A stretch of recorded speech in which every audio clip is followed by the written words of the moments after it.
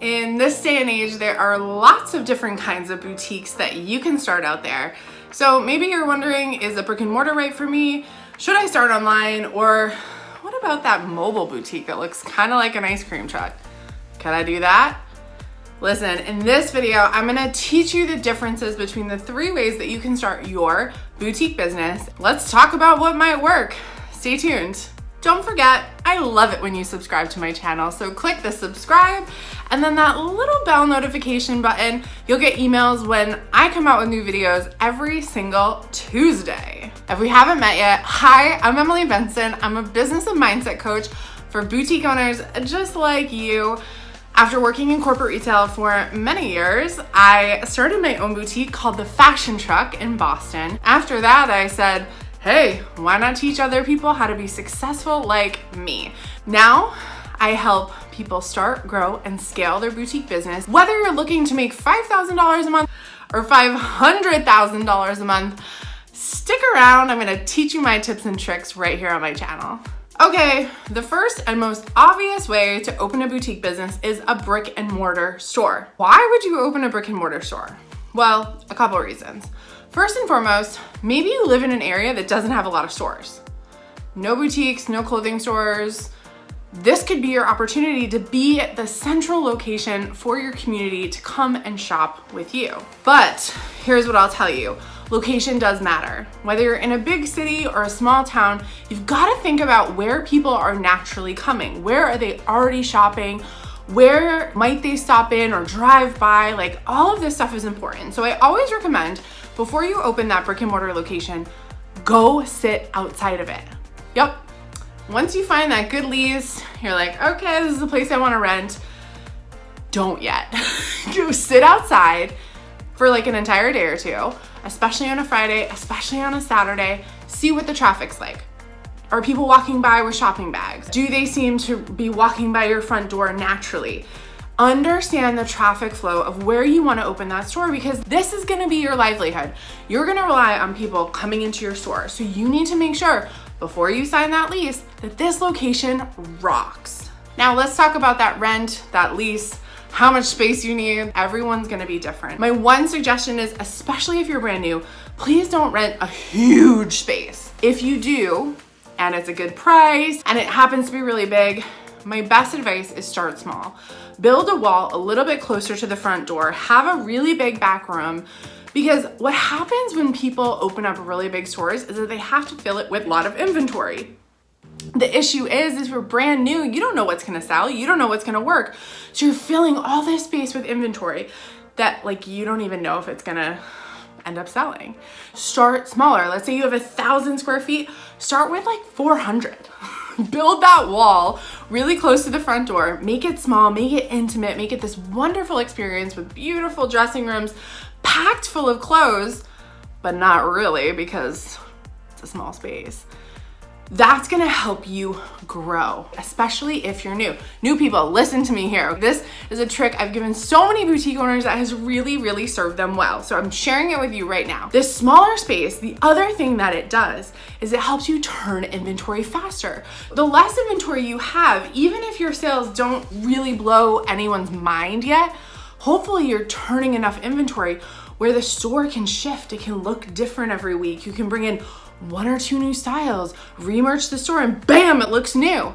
You can't do that in a big store. It's a whole lot harder. Trust me, I've worked in stores on 5th Avenue, and when you have a lot of space, it takes a lot of effort, a lot of inventory, and a lot of energy to fill it up. So start small. This is like the tip I wish I could tell everyone in the world. Well, I guess now I am. The other couple things to think about are just cost and lifestyle. Is this gonna be something that you wanna go to every day? Are you the type of person that loves people, loves working in person with them? That is your thing. You're like lonely at home by yourself. You just need people so much. A brick and mortar store might be for you. This is the place where I see extroverts shine. They love to be around people. They love to be helping their customers. Brick and mortar could be for you. Okay, do you have questions about brick and mortar or online or mobile? I know we haven't gotten to those yet, but if you have questions, I wanna let you know, you can always comment below and ask me, okay? What are you struggling with around these decisions? I wanna help you have other ideas, get some free advice from me. So just make sure that you comment below so I can comment back and help you. All right, let's talk about the new kid on the block. The online boutique, otherwise known as e-commerce or online store, whatever you wanna call it, it's all the same. You are selling goods through the internet, through a website. Everyone thinks this is so easy. To me, it's the hardest. Why? Because you're not in person with people. You don't get to make that personal connection. You're relying on social media and the presence of your website, the design of your website, the beauty of your website to sell things for you. What's most important here? If you haven't, go back and watch my video about social media. You wanna make sure you're getting all that stuff down. But really, here's the thing with online is you're gonna have to be on social media. You're going to have to be collecting emails. Like, all of this is so important. Your life is now on the internet. You're gonna be spending a lot of time there, so just get used to it. Maybe this is good for you because you're an introvert. You love sitting at home. You absolutely don't love talking to people, but sending an email or posting something on social is great. This is for you. I do want you to know that if you decide to do an online boutique, you are going to have to take pictures of yourself in the clothes. That's how it is. Stock photos, models, people want to see you. That's just how it is. I've coached lots of online boutiques, and I will tell you the biggest difference between the most successful and the ones that struggle is that the owner puts themselves out there, puts themselves in the clothes, and takes those pictures. So if you're gonna decide to go online, buck up, get the confidence, and just take those pictures. Lastly, online is pretty interesting because, you know, when you go by that domain name, sometimes they like to say, set up a website too. People ask me all the time, what is the best e-commerce site to set up on? And my resounding answer all the time is Shopify. They don't pay me to say this. I just think it's a great system. It connects in case someday maybe you do want to open a brick and mortar store, or maybe you end up doing some pop-up shops. It's all integrated. Your inventory, your costs, your retail, all of it is on Shopify. So if you want a free trial with Shopify, they're doing a 90-day trial right now as we're posting this video. It's really pretty bomb. Head down to bit.ly/Emily Shopify and get the 90-day trial on me. Have fun with that. Lastly, but definitely not least, because this is how I made my mark in the boutique world, is the coveted mobile boutique. I don't know if you've seen this before. Maybe you have. Mobile boutiques are small stores that come inside trucks or trailers or RVs or Airstreams.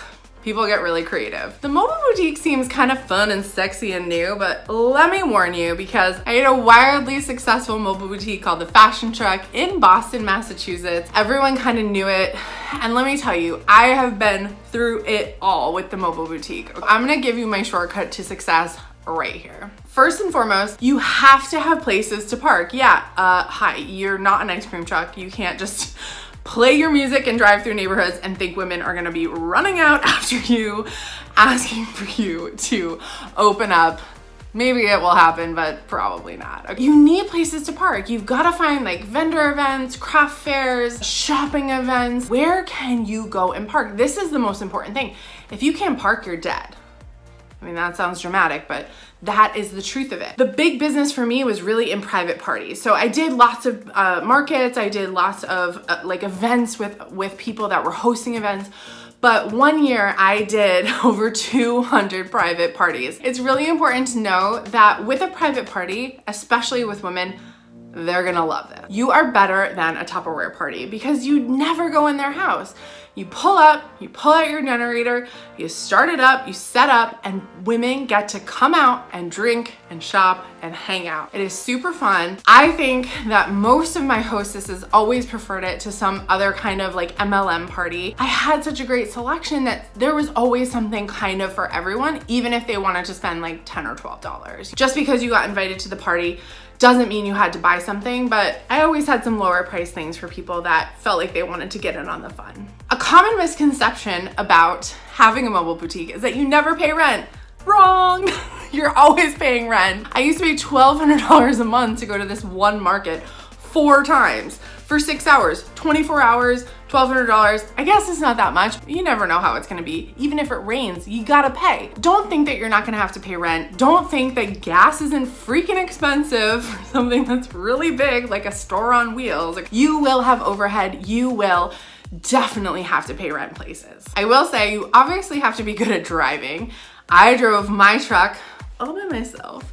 There were definitely some sticky situations where I had to park on inclines or on grass or really weird spots. If you're gonna open a mobile boutique, I'm gonna warn you, I need you to be creative. I need you to be cool figuring things out, because that's what a mobile boutique owner does. They're just figuring things out as they go, because you never know what you're gonna get with mobile. You definitely also have to love people, because you're in a tiny space with them and it can be really awkward. Hopefully you're extroverted if you decide to go this route.